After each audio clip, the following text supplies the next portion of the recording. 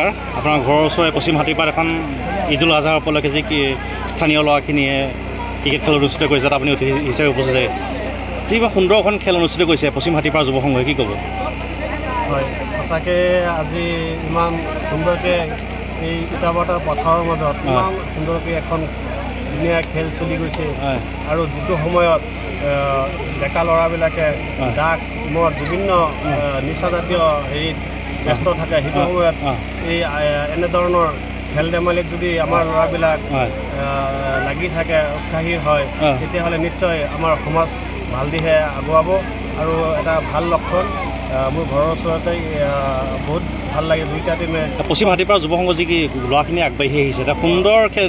উদাহৰণ দাঙি ধৰিছে আমাৰ ইয়াত হয় হয় পশ্চিম হাতীপাত যুৱক সংঘ ল'ৰাবিলাকে খুব সুন্দৰকৈ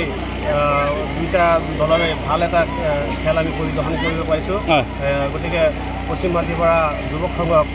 মোৰ ফালৰ পৰা মই ধন্যবাদ জ্ঞাপন কৰিছোঁ ধন্যবাদ